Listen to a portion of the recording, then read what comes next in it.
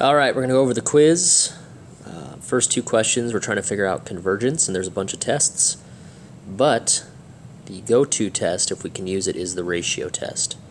And the ratio test says that if the limit as k approaches infinity of the absolute value of consecutive terms is less than 1, it converges.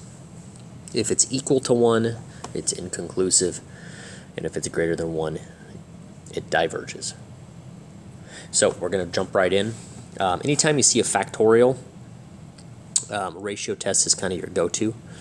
And so if we think about this as the limit as k approaches infinity of the k plus 1th term, it's a little gnarly. It's going to be k plus 1, 9 to the k plus 1, over 2 k plus 1 factorial.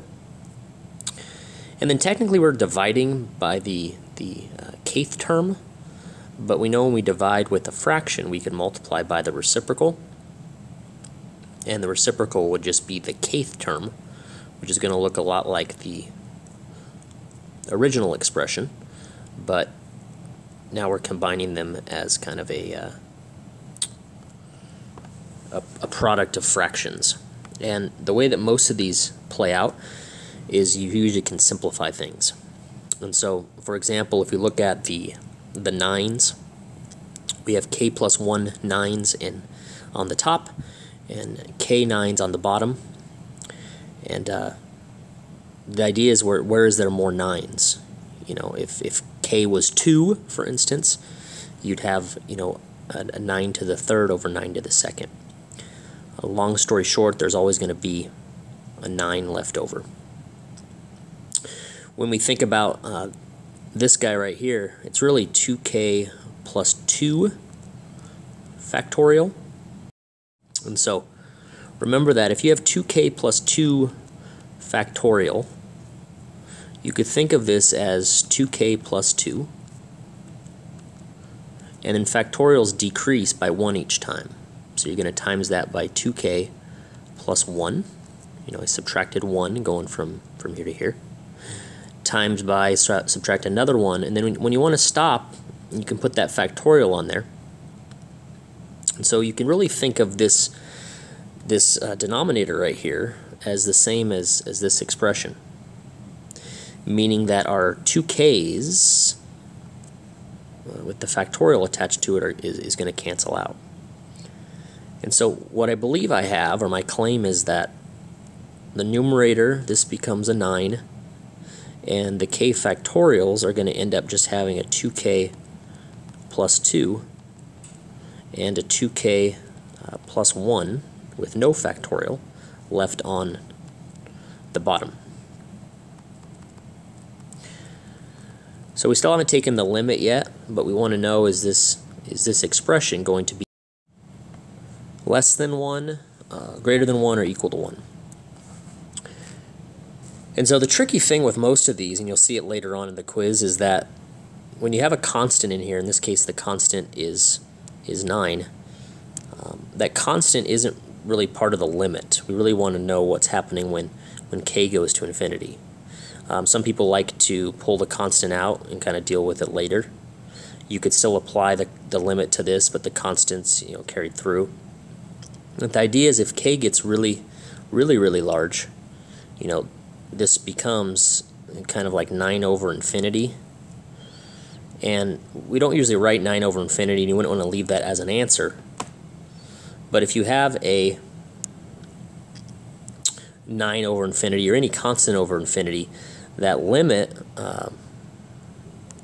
is going to go to 0. Sorry, I'm having some technical issues. And 0 is less than 1, which means this converges. So looking at the second piece here, we'll jump right into it. You know, we got an alternating series. Just to get into it, you know, if you plug in the first couple terms, you'd have -1 over, you know, e. It's going to alternate signs. You know, plug in a 2, you're going to have plus 2 over e squared. minus 3 over e cubed plus, and it's going to go on for a while. It's an alternating series, just to get experience with the ratio test, show you that it works. Again, if we apply the limit as k approaches infinity of the absolute value,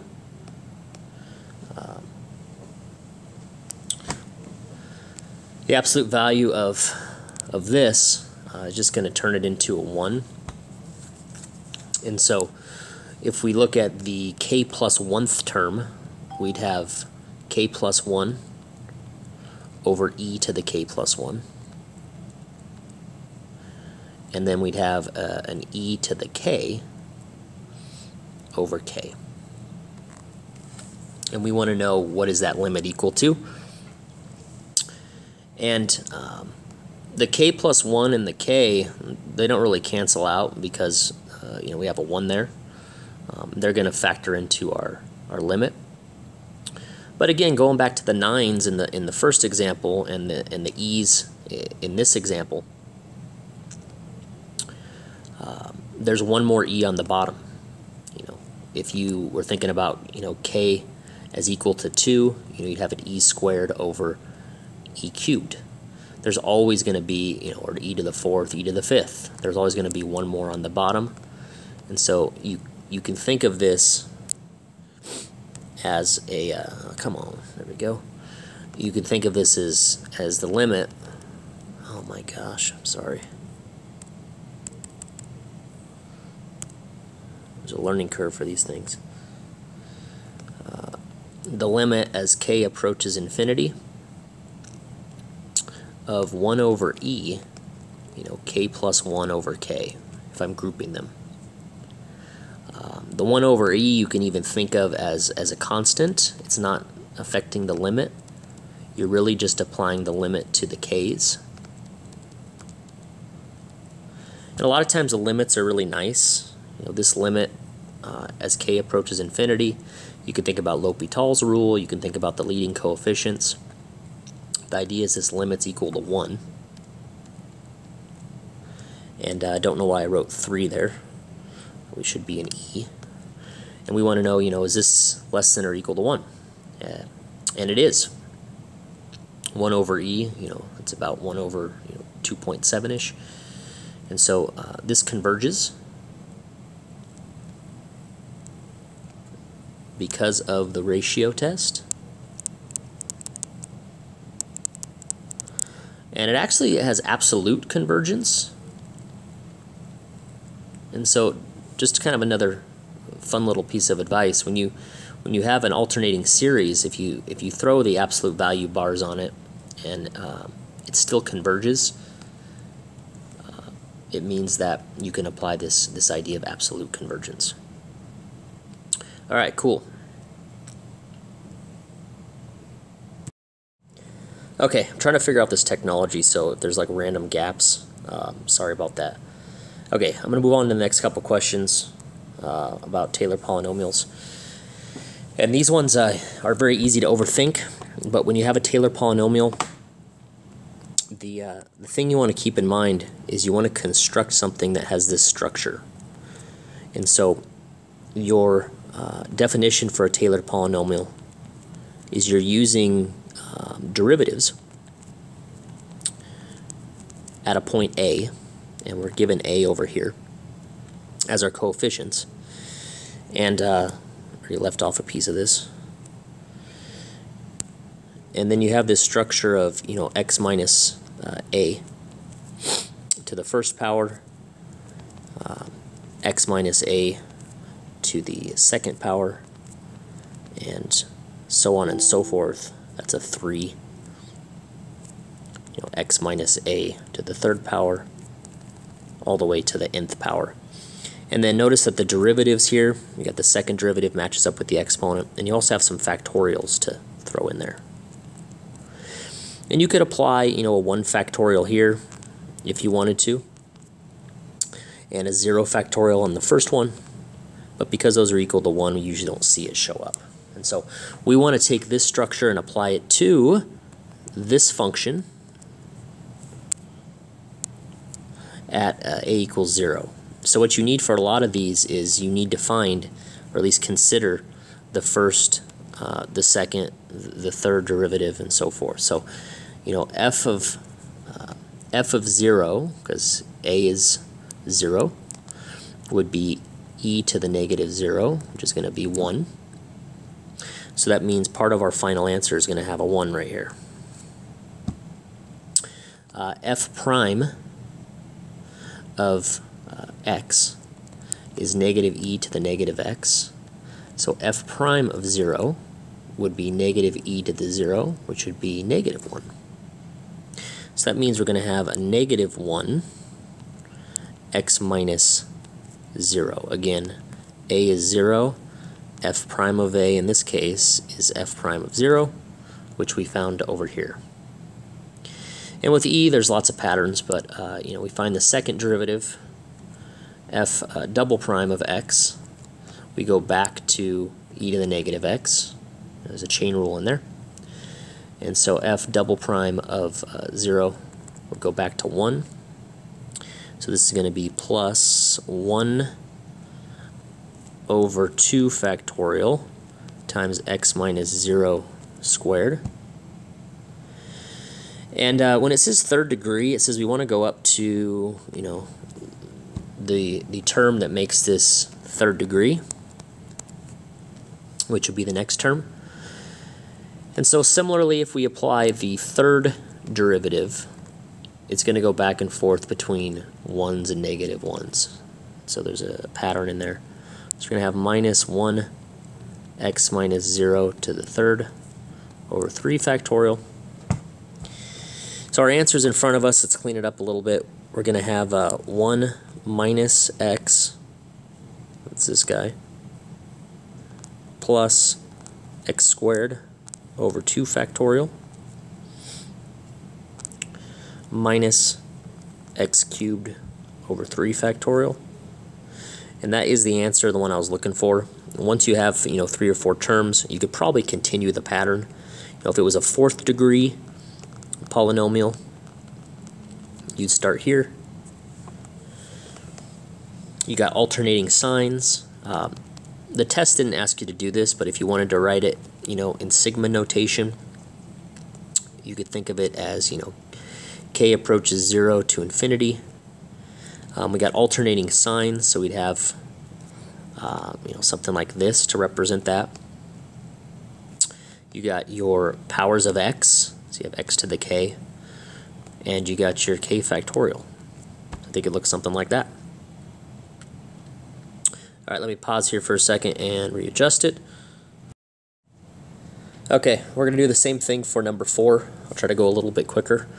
Our function is now an ln function. So we got f of x equals ln of 1 plus x. Our a is 0 still, so it's actually called a Maclaurin series.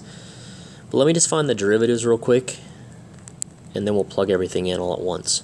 So the derivative is going to be 1 over 1 plus x, which you could also think is 1 plus x to the negative 1. I just wrote it like that because the next derivative is easy to find with a power rule. And then the third derivative, which we'll need if we want the third degree, is going to be 2, 1 plus x to the negative 3. And so if we find, you know, f of 0, it would be ln 1, and f prime of 0 would be 1, f double prime of 0 would be negative 1. You can go back and verify these if you want, if you don't trust me. And then the third derivative at 0 would actually be 2. So I'm going to use this formula again, f of 0 in this case. It's usually a, but in this case a is 0. Plus f prime of a, x minus a, plus f double prime of a, x minus a. Again, I should have filled in zeros for these a's. I guess I can fix it. This is a 0, you know, 0, 0, 0. Going back to blue. This is going to be a 2 factorial to the second. And then we got the third derivative at 0, x minus 0 to the third over 3 factorial. And I'm going to stop there because that's going to give us our third degree. So if I plug these in, f of 0 was 0, f prime of 0 was 1, f double prime was negative 1,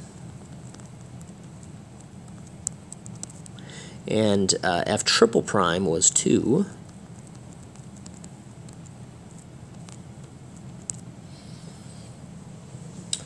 And so cleaning this up, I'd have 0 plus 1x. I don't know why I didn't plug in a 0 here. Minus x squared over 2 factorial plus 2x cubed over 3 factorial. And that is the specific answer to the third degree. Cool. I'm going to pause here and go to the next part. All right, let's look at number 5. It says use the ratio test or the root test. Whenever you see a factorial, you're probably going to use the ratio test. But now we're going to try to find something called the radius of convergence, which is connected to the interval of convergence. And if we have to test the endpoints, we will.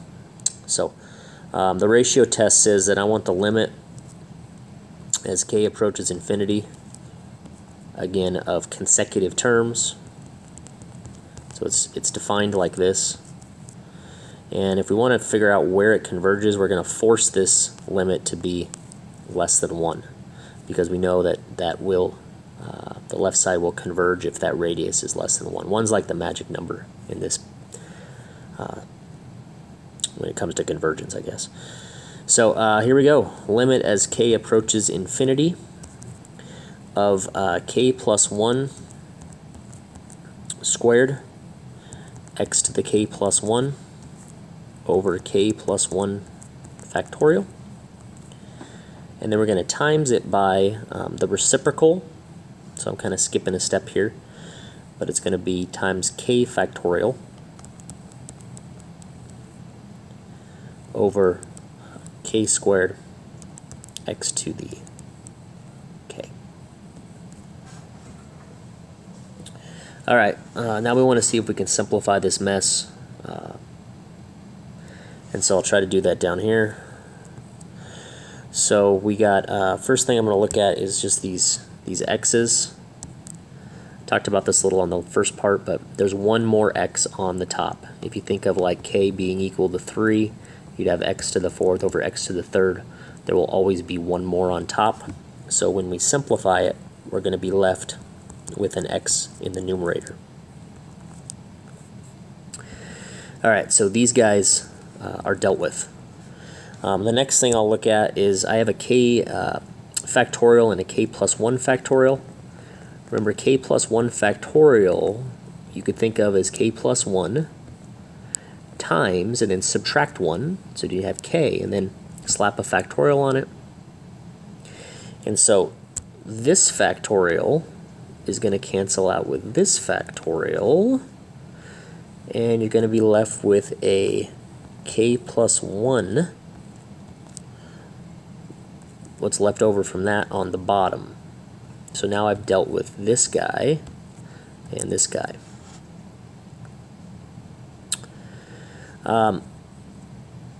What I still have is I have a k plus 1 squared and I have a k squared. And so one thing that's kind of sticking out to me is, you know, one of these k plus 1s I can get rid of with this. And I'm getting really close to having an answer here. So what I have now is the limit as k approaches infinity of x, k plus 1 over k squared. And I want to force this to be less than 1. And in the last couple examples, when we just used the test, there wasn't an x in it.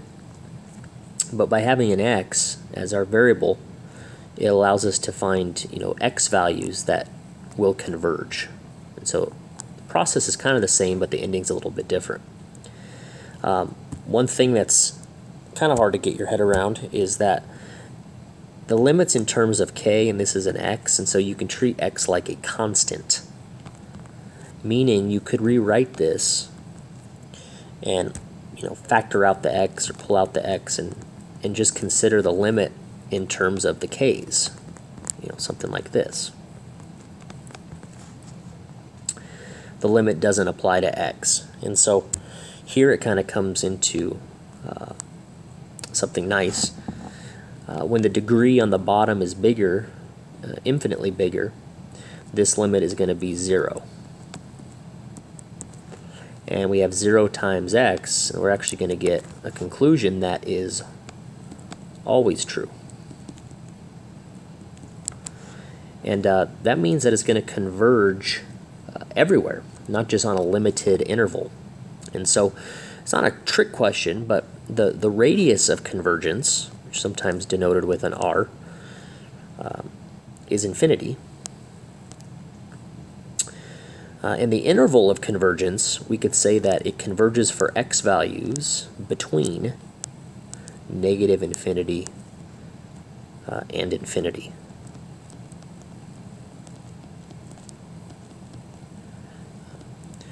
This generally only happens when you have it converging everywhere. A lot of times you won't get a 0 here, and you'd have to solve an inequality for x, and what you'd be left with is some interval of convergence. All right, let's get right back into it. Number 6, same type of concept as the other two Taylor series, except now it's centered at 1.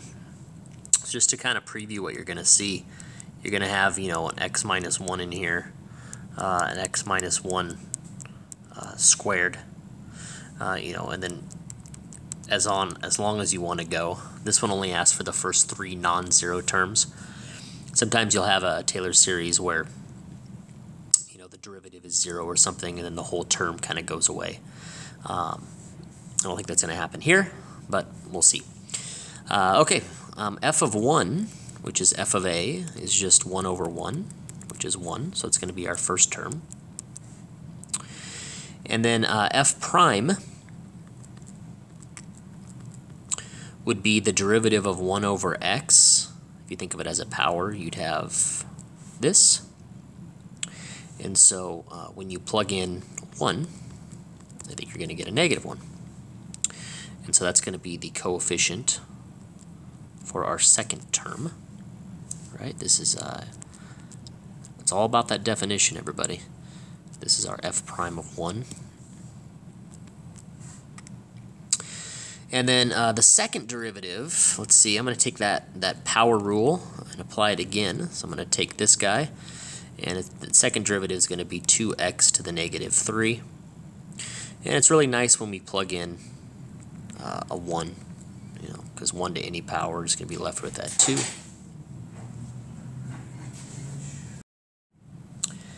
And we're going to take that 2 and plug it in right here. So I think I've answered the question. It says write out the first 3 non-zero terms. So these are all, there's 3 terms, 1, 2, 3 terms. If we cleaned it up, we'd have 1 minus x minus 1 to the first, plus 2 x minus 1 squared. Almost forgot I need a 2 factorial there. And so I think that's the answer to that first part of that question. Just to make it a little bit more thorough, if we did find the fourth term, we take the next derivative, doing it over here on the left-hand side, and it looks like it'd be negative 6 x to the negative 4th. And then when you plug in 1, it looks like it becomes a negative 6, which means that would be the coefficient here, over 3 factorial. And so if we added that fourth term, again going a little above and beyond what it asked us, we'd have x minus 1 to the 3rd over 3 factorial, and then it could go on as far as you want it to go.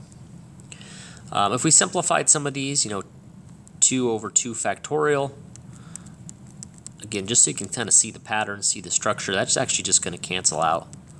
So we've got x minus 1 squared. And this is kind of a fun little series because 3 factorial, remember, is 3 times 2 times 1, which is 6. And so I need some more colors. So those cancel out. So then we got minus x minus 1 cubed. And you can kind of see, if you took the next derivative, it's always good to look for patterns. You're taking 6 and timesing it by 4, right? That's 4 factorial. So the factorials will always cancel out, actually, for that. Now, if we answer the second part of this question, it says write the series using summation notation. That means, sigma. And first thing I see, we've got alternating signs, so we want to use the shortcut for that. So we can go k equals 0, and then we're going to have our x minus 1 in there, and we can do that to the kth power. And normally you might see, well, don't we need that k factorial, on the bottom here or something? But with this one, they ended up canceling out. And so I actually think a shortcut for this, you plug in 0 and you're going to get a 1. You plug in a 1 and you're going to get this guy. You plug in 2, it's going to go back to positive and you're going to get that guy. And so that would be a pretty good looking answer.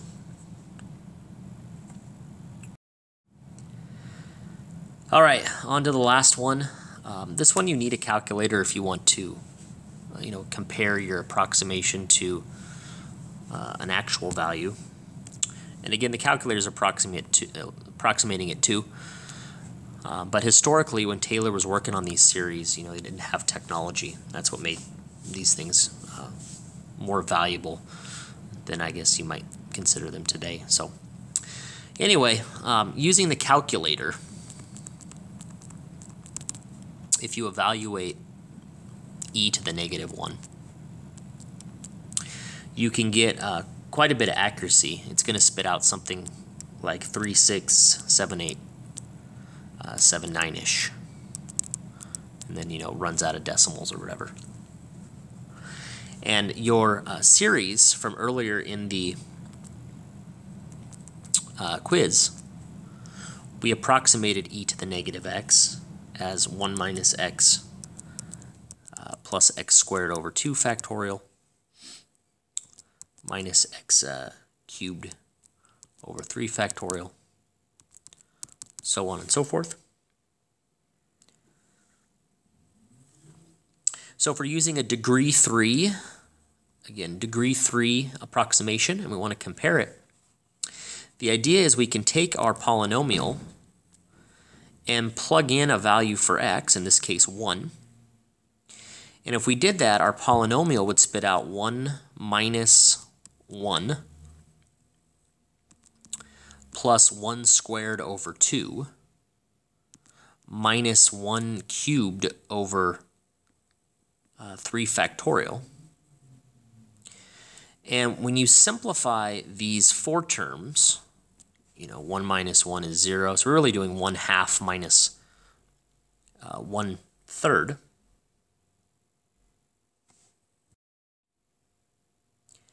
You end up getting 1/3.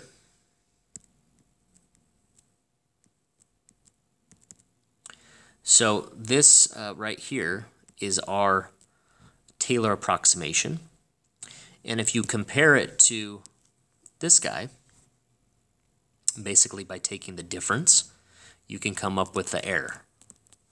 And so the error is the difference between this value and this value.